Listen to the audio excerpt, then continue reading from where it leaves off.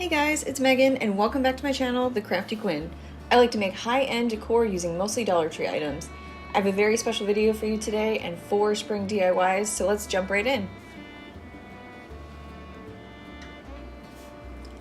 So the first craft that I have for you today is a Shamrock shadow box.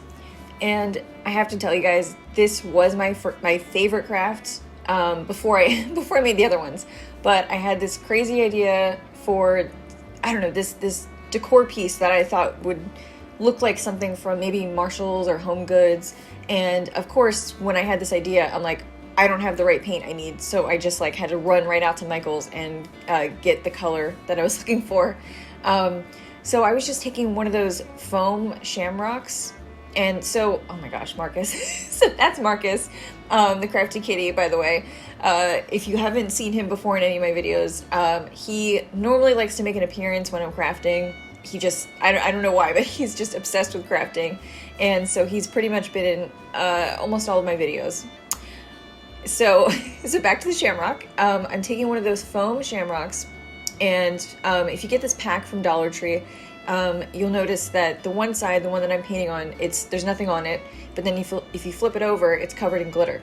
So I'm using the non-glittery side, as you can see, and trying to get that the color that I want using this Michael's chalk paint.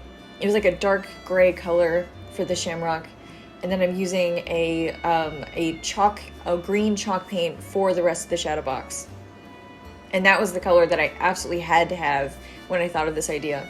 Because, I mean, green, shamrock, I mean, it just kind of goes together. So I'm just kind of making sure that the box is fully covered. And by the way, I think I had to do 2 layers of paint on the foam shamrock because it just kept absorbing the chalk paint. So definitely keep in mind that if you use those, you're gonna have to cover it a couple times. And as you can tell in the background, what was going on was a constant battle between me and Marcus about who was going to win touching the lid of the paint. That was the foil that was on my chalk paint, and he was obsessed with it. And I was trying to get him not to touch it because it's covered in paint, and I didn't want his little paws to get covered in chalk paint. But he was obsessed with it. So eventually it just got to the point where I'm like, okay, I need to get up and just remove this from the situation, which you'll see in a little bit. Yeah. So I was just making sure that he didn't get any paint on his little paws, and then there we go. And the box now is fully covered. I don't think I had to do, I think maybe I just had to do probably about 2 layers of paint on this. And so now what I'm using is a white Waverly chalk paint. So, and then I'm just taking this brush that I got from a stencil kit that Target was selling. Target at one point was selling a bunch of little stencil kits, and they came with 2 dry brushes. And so I ended up using it for this, but I'm obsessed with this paintbrush now. And I gotta love how Target is selling craft supplies now. It's pretty great. They may still have these, I'm not sure. I did kind of get this kit recently. So now I have like the green one and I have the pink one. And the stencils are really cute because it's mostly like flower patterns. So what I did was I just kind of made the back of it using the white chalk paint look distressed by using that brush. Like it was a very like thin layer of the white paint. And here I totally messed up with the hot glue, and I feel like it's important for you guys to actually see my failures too. Because obviously, you know, crafts never quite go according to plan. So just a couple dabs of hot glue is needed for this. And then just trying to get that thing centered was probably the most difficult part. And so this metal shamrock piece, I took that off of one of the Dollar Tree signs, one of those like Dollar Tree long welcome signs. So that came from there, and then I saved this. Well, if you watch my last video, that you'll see where I got this shamrock from. So I ended up holding on to that, and it is real metal, like I discovered in my last video. And I was like, I need to save this for this shamrock box. So it worked out pretty perfectly, and then you'll see how I'm just trying to get the metal piece to go on top of that like foam piece. I couldn't quite figure out where exactly I wanted it to lay, but you'll see. But I wanted it to look like this layered shamrock.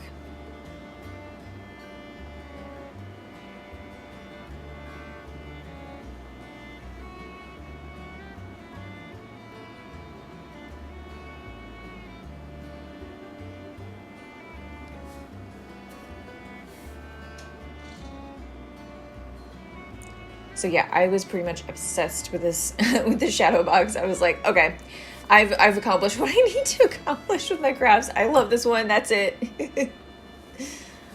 So now I am just taking some white Waverly chalk paint again, taking that dry brush again, and here's where I'm distressing it. And you may have noticed in my latest videos, I've gotten braver and braver with distressing. So now I'm not only using that the Waverly Antique wax to distress things, but now I'm actually using white chalk paint to distress things.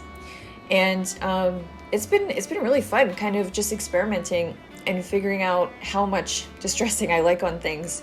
And so far, I don't like to distress it a whole lot. As you'll see, I'm just kind of doing it very, very lightly.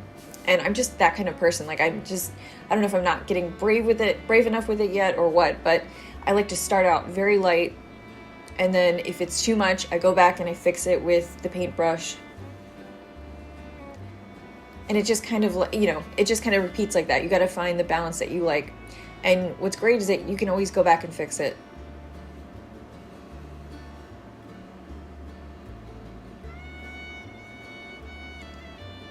But I was obsessed with this green chalk paint color that I got from Michael's. So I was like, this is perfect, rustic, St. Patty's Day color. And there we have it. There's the end result. And I took that metal hook piece off of it and just painted over it, and I feel like you can barely tell. So today's video is a very special video. It's in collaboration with Danielita AF, and her and I worked together last year on a Christmas video, but she does crafting with a cocktail. So every single one of her crafting videos has a cocktail in it, and she comes up with these awesome recipes. So I got to taste the latest concoction, and if you want to see the full recipe, you got to go over to Daniela's channel and check out her video, because she will teach you how to make this. So I apologize, this is a little bit out of frame, but I was definitely in love with this like little egg. It looks like a napkin holder, but it's not. It's supposed to be holding plants. And so like now every time I look at something like this, I'm like, okay, how can I make this upscale? Because it has this kind of, campy pattern on the back of it, but I'm like, I really want to make this modern and upscale, and how would I do this? And most of the time that starts with chalk paint, but so yeah, I'm just giving this a layer of the white Waverly chalk paint again. And now I'm using a couple of those rub-on transfers from Dollar Tree, and they're pretty awesome. And basically you just, try to cut it as close to the little transfer as you can. And that definitely helps when you're trying to like situate things. But yeah, I couldn't believe that like all of this is from the Dollar Tree. The egg, the rub-on transfers. I cut out one of the sayings, and it says like gather, so you'll see that in a little bit, and I thought it looked so adorable.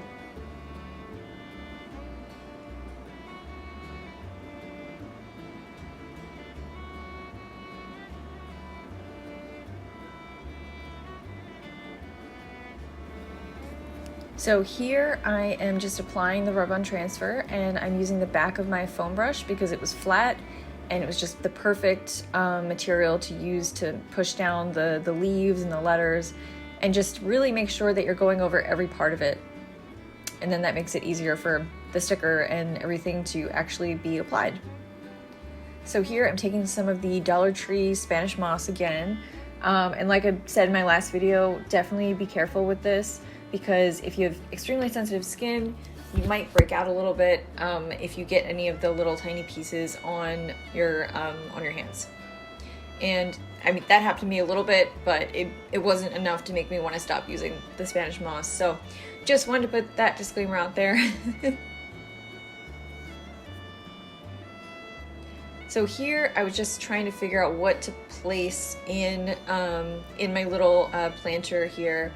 And I did put some lavender in it, and I've been using lavender in pretty much almost every plant-like craft these days because lavender is very in right now. But I'm using some boxwood leaves with the lavender, and I kind of just put it all together as like a little arrangement. And then eventually I took the lavender out, but I think I might add some more leaves to this. So sorry, it's out of frame there for a second, but yeah, so I'm definitely gonna add some more leaves to this, I think. But yeah, it came out super cute and rustic. So here I'm using the Dollar Tree wood rounds. Well, not wood rounds, but they're like wood egg pieces. It's like, it came in a pack because really, I guess their goal was for you to make a garland with it. So that is exactly what I'm going to do. And I'm just taking the Waverly Antique Wax, and I started out doing this with a paper towel, but it did not work at all.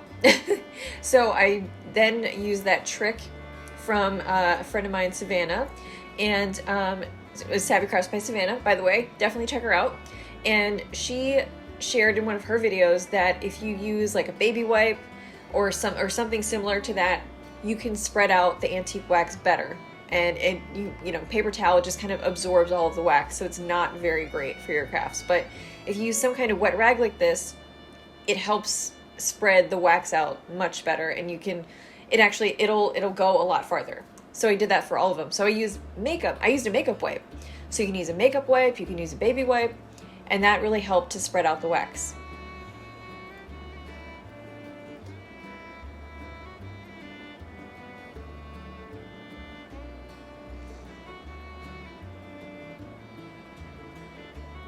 So yeah, once I have all of the eggs, the color, like the shade that I want them to be, I then just take a Dollar Tree stencil, and I'm using my foam brush with the white Waverly chalk paint, and just using one of the letters, and I'm going to spell out a word, and I'm sure you guys can guess what it is.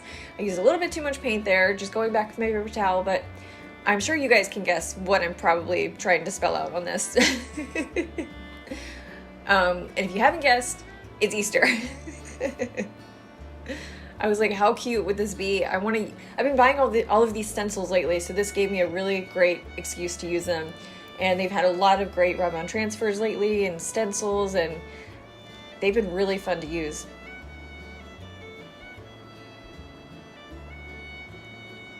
I definitely recommend using a smaller brush because I messed up the A a little bit because I used a little bit too much paint. So now I'm just taking that Dollar Tree burlap ribbon, which I love this, by the way, because it's like, it's not just the regular burlap. They have some like white burlap mixed in with this ribbon. So I just kind of cut it down to size, and then I'm just hot gluing it to the top of the egg and the bottom of the egg. I really wanted to give these wood egg pieces a really upscale farmhouse look. But basically that's what I'm trying to do in all of my crafts moving forward. I'm trying to think of ways that I can turn something, you know, a Dollar Tree item into something more upscale for a fraction of the price. And by the way, this mat that I'm working off of, you may have noticed in the beginning of the video I was using the Dollar Tree craft paper. Well, I'm probably not going to be using that anymore because this silicone mat that I'm using, this was pretty much a game changer. I painted on this, I used wax on this, and if you just take one of those makeup wipes or baby wipes, all of that just comes right off because you're working on silicone. So it was pretty much a game changer for me, and I don't think I'm going to be going back to using craft paper because not only was that, you know, a big waste, but I mean, just this is just so much easier to use. So I found this mat through Savannah actually too, and so I'm going to link this silicone mat down below in the description of this video because you guys got to check it out because it is a crafting game changer, like I said.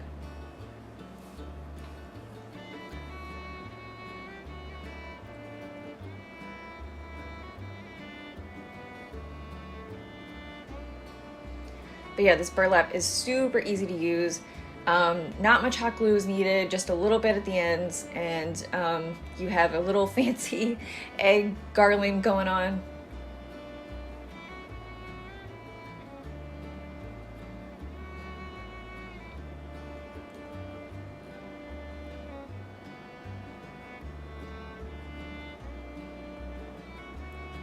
But yeah, I was surprised that I could manage to make this look this fancy with just Dollar Tree materials, but it's really that easy.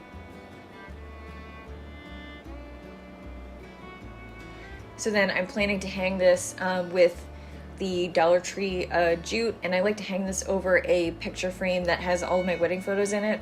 And every season I like to put a different garland on it. And if you saw my Valentine's Day video, I hung the little the grapevine heart garland over this album or hanging frame album.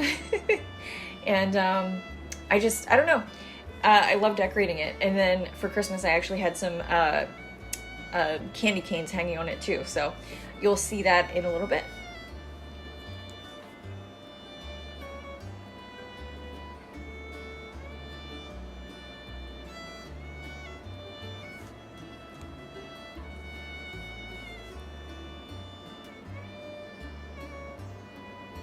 I apologize, some of this is out of frame, but just trimming up the burlap edges, and there you go. There is the finished product.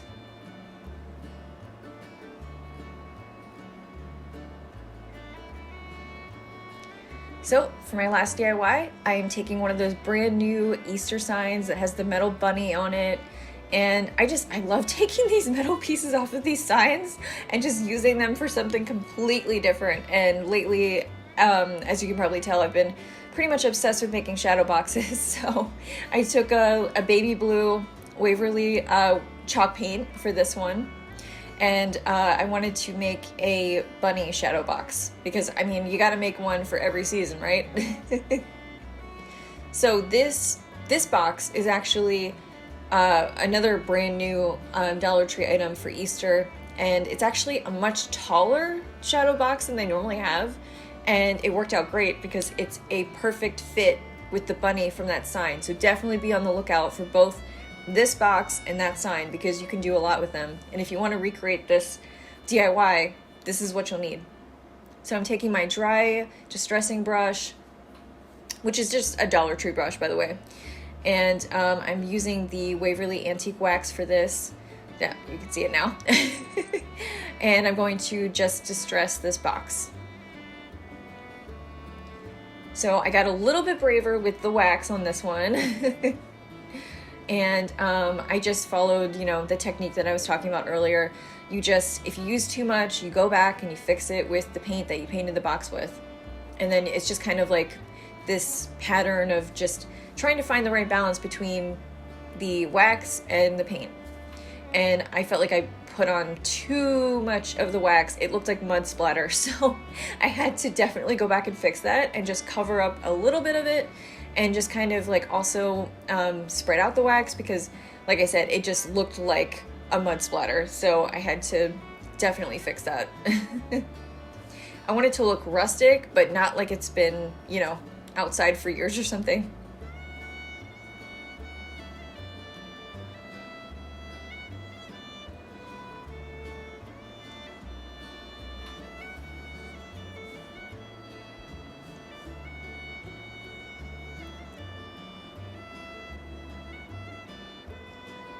So when you have it the way you want it, then you just have to align the bunny with the box. And like I said before, this bunny fit perfectly with this box, but the thing is, like, it fit a little too perfectly, so you have to line it up just right, because if you don't, then, it doesn't fit. So you have to just make sure that the bunny's feet were completely flat on the bottom of the box. And it already came with a bow, so I didn't even need to worry about doing a bow.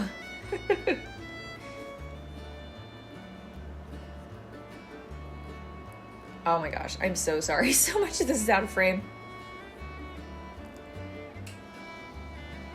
But so for this shadow box, I had to go back and fix this one up a little bit because I ended up taking the hook off of this one just like I did for this bunny shadow box. And so if you're doing that, what I did was just take a small bit of hot glue to fill in the holes of that hook, and then you just paint over it, and you scrape it off with your knife or your scissors, and you just fill in the hole, and then there you go. You can't even notice that it was even there. So this one I'm obsessed with, and the Shamrock box. So I hope you guys like this video, and if you want to watch more videos, I have some for you here. And so let's keep on touch it on Instagram, and don't forget to like and subscribe. Thank you guys for watching.